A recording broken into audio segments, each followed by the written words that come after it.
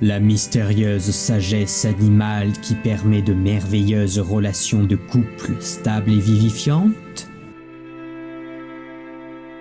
Il existe dans la nature de nombreux animaux primitifs qui ont une vision de l'amour très évoluée, sûrement plus évoluée que nous d'ailleurs. Nous pourrions nous en inspirer profondément pour nous épanouir dans notre vie de couple. Monogamie et plan à trois, papa qui s'occupe des enfants, couple stable. La nature n'a pas fini de nous étonner, c'est particulièrement le cas d'un petit animal très mystérieux. Le maître incontesté de la séduction visqueuse. Le maître incontesté de la séduction visqueuse. Le spectacle harmonieux durait déjà depuis un petit bout de temps quand les deux protagonistes saluèrent. Ils s'inclinèrent tous deux respectueusement pour saluer et se relevèrent enfin. La parade nuptiale avait débuté par une invitation à danser. S'ensuivent des mouvements d'une grâce et d'une harmonie remarquables. Le ballet était si lent que le temps semblait s'arrêter pour ne laisser place qu'aux deux amoureux. Ils montaient, descendaient, tournoyaient sur eux-mêmes, s'arrêtaient, repartaient. Ah, l'amour. Mâle et femelle sont des acteurs égaux. C'est autant la femelle qui choisit son partenaire que l'inverse. Thierry, zoologiste. Il leur arrive même de faire des plans à trois, et cela est le bienvenu. Leur amour est inconditionnel. Si la femelle n'a pas pondu assez d'œufs, le mâle va en chercher d'autres pour remplir sa poche. Inversement, si la femelle a trop d'œufs, elle va chercher d'autres mâles pour lui donner le reste. Un papa à la maison, une maman qui se repose. Un papa à la maison et une maman qui se reposent. Les hippocampes font partie des rares poissons à avoir une parade et un accouplement élaboré, un amour presque humain. À vrai dire, il est tellement complexe que l'homme ne parvient pas totalement à les faire se reproduire en captivité. Le plus extraordinaire, c'est le passage de la progéniture de la femelle au mâle, tout en amour. Le mâle et la femelle s'enlacent paisiblement, joue contre joue, dressés l'un contre l'autre, et leurs queues s'entremêlent. Alors, dans l'étreinte amoureuse, la femelle colle son ventre à celui du mâle et lui transmet ses ovaires matures. Les partenaires frissonnent d'excitation.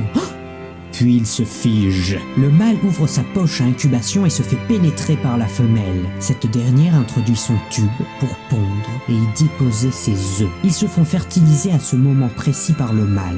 La poche s'épaissit et se vascularise. C'est une sorte de placenta qui apporte oxygène et nutriments. L'amour fait des miracles, décidément. Puis la femelle fatiguée de tous ses efforts s'en va se reposer. Le mâle amoureux s'occupe des bébés.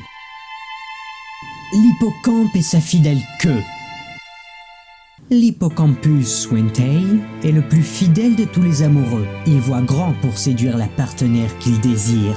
Tout d'abord, le mâle se présente au corail de sa bien-aimée. S'ensuivra de multiples salutations érotiques. Puis, les deux amants se baladent l'un à côté de l'autre. Enfin, cachés par un brin d'algue, les amoureux s'accouplent. Le tango sous-marin prend place. Ils cèdent leur amour angélique en permettant à une nouvelle génération de voir le jour. En parallèle, chez les humains évolués, c'est plus de 100 000 divorces par an, 149 homicides au sein des couples en 2018, 21 enfants tués après ou pendant une violence conjugale en 2018, 49% d'infidélité chez les hommes, 33% d'infidélité chez les femmes, 16 400 viols déclarés en 2017, 43 des femmes qui subissent une forme de violence psychologique, dégradation, humiliation, jalousie, remontrance, 11% des femmes qui ont déjà subi une sorte de violence sexuelle depuis leurs 15 ans, 4 millions d'enfants témoins de violences conjugales, ce qui engendre stress post-traumatique, cauchemar, phobie, isolement, troubles de la personnalité, addiction, conduite suicidaire, un bon ensemble pour démarrer la vie d'adulte. Maintenant, imaginez que l'amour règne en maître dans votre couple. Que feriez-vous? Imaginez que l'amour remplit votre foyer, que tout va super bien, que votre partenaire vous écoute, vous respecte, vous aime et vous le prouve, que vos enfants sont épanouis. Que feriez-vous? Vous passeriez plus de temps à dialoguer avec votre partenaire? Vous passeriez plus de temps en famille? Vous consacrerez davantage de temps au travail que vous aimez? C'est de votre responsabilité si ça va mal dans votre couple. Si tout va mal, c'est de votre faute, mais on ne vous jette pas la pierre.